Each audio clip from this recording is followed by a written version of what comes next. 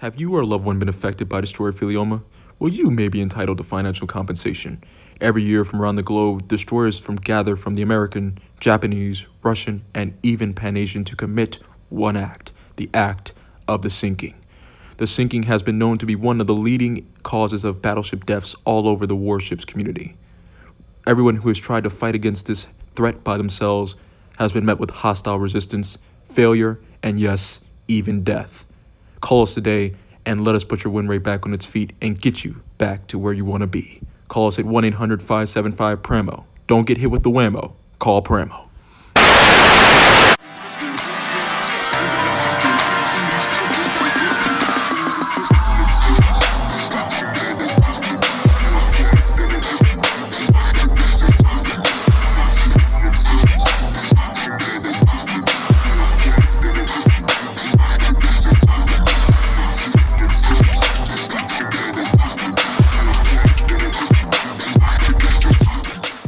Hello everyone and welcome back to the channel. Today we have a question from Adam Bedford on how to deal with destroyers in high tier battleships. Well, Adam, you'll be surprised to hear the results and hopefully we can help you guys out with that as well. Now, for us as battleships, dealing with destroyers is probably one of the worst things we have to do on a daily basis. Our guns overpen using AP and we have to switch over to HE in order to deal with them effectively. And not to mention we have to deal with those dreaded Japanese destroyers which can just torp us from long range and we don't even see the torpedoes coming. Well, hopefully we can remedy some of that stuff today and keeping your big guns long enough and alive enough basically to where you can do your damage and still stay alive to complete and get your wins. So guys, basically what this is going to come down to, the first one is going to be general situational awareness. You've heard me mention this in multiple different videos in terms of situational awareness, but we're going to break it down and what does that mean really for you battleship drivers, because it's going to mean different things when you're in different classes of ships. But for battleships specifically, situational awareness in terms of attacking and defeating destroyers, it's going to come down to, can you pay attention to the minimap and things going around you? That means you can't tunnel vision inside your aim down the sight forever. You have to exit aim down the sight, and you also have to pay attention to your minimap. Get in the habit of looking at minimap at least after every salvo, or at least when you're about to launch every salvo, because once you go into scope, you can't look at your minimap anymore, at least not to the effectiveness you can when you're outside the scope. So you have to be paying attention and knowing where the destroyers are at least at all times, or be able to predict where they may be.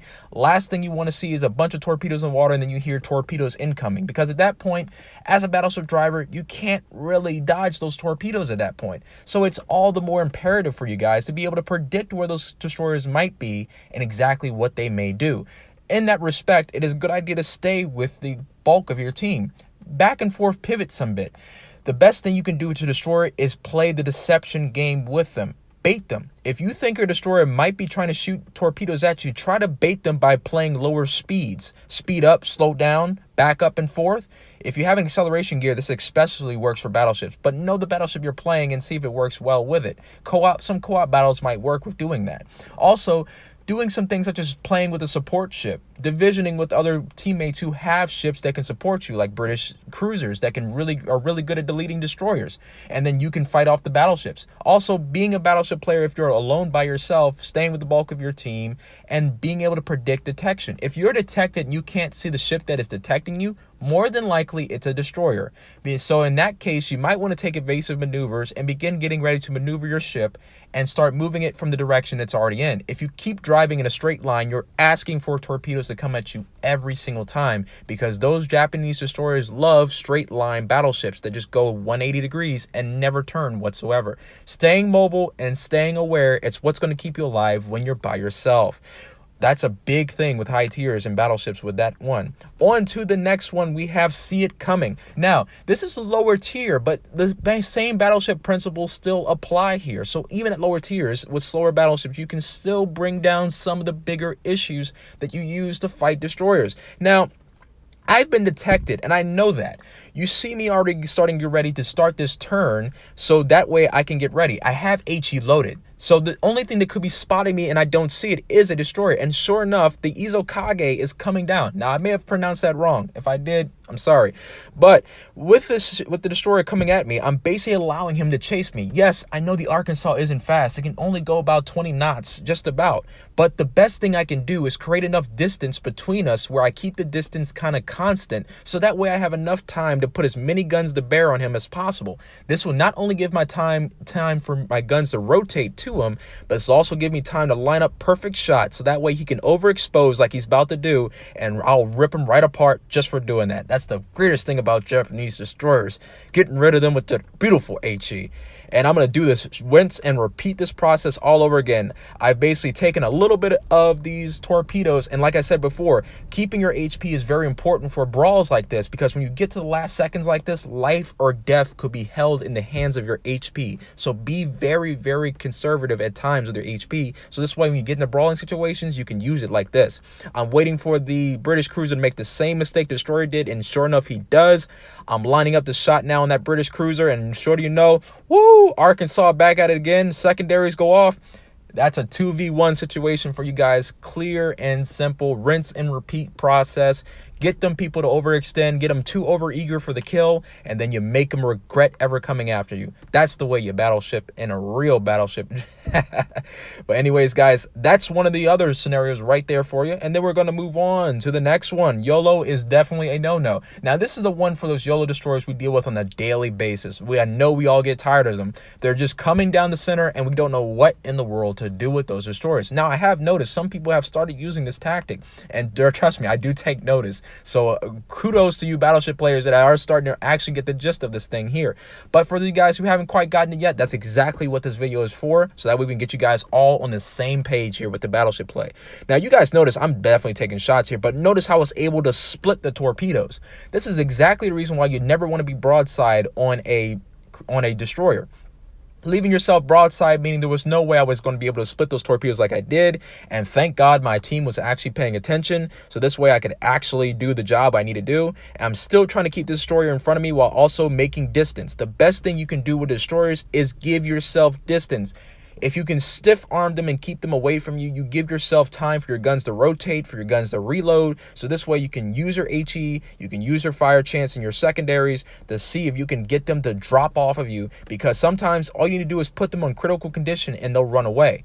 Or if you can get your teammates to kind of back you up, you can also do that. But if your teammates don't back you up, the best thing you could do is just keep reversing until you can actually get support, or until you can actually kill destroyer on your own.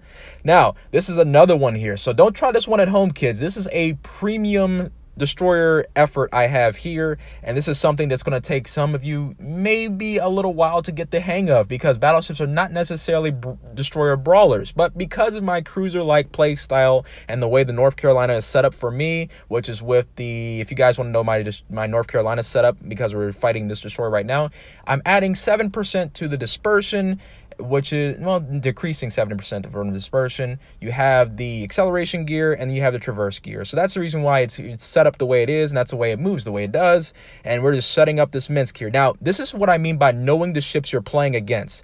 I know the Minsk has short-range torpedoes, so all I'm doing is going to make distance between me and this destroyer, because the Russian destroyers don't have long-range torpedoes. So the second I move away, watch, those torpedoes just basically poof, they're gone. He can't use them on me. He can try, but the more distance I create, the less ineffective his torpedoes are. So knowing those destroyers you're playing is definitely a big thing. So some of you battleship players, if you haven't played any of these destroyers yet, it's a good idea to start going down those lines so you can start getting a feel for how those destroyers work. That knowledge is power in keeping you alive in battleships. And of course, I brawled this one, and he's gone completely. On to one of the, I believe this is the last scenario. Make them split the bill. Yes.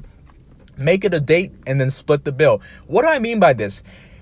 It's basically, especially with German cruisers, German battleships especially. German battleships will definitely excel at this, because as everyone knows, German battleships have great secondaries. They have auto secondaries, some of them, and they have great secondaries and secondary ranges where they have AP shells to deal with destroyers that have the notion to try and lunge at you for torpedo runs.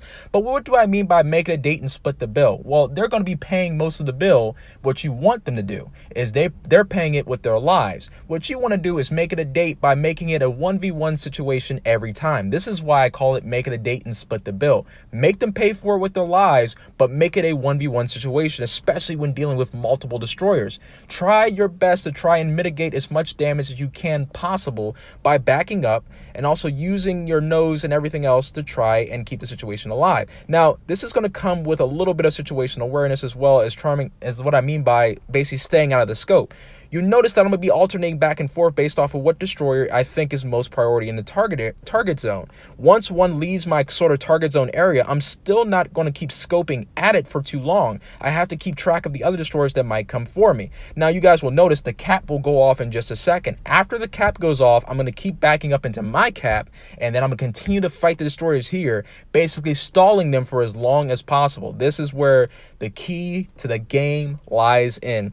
I've noticed the cap has gone off, so now I'm just playing the stall game as much as possible with my Turpits, and the Turpits excels at this because of its auto secondaries and also its secondary ranges.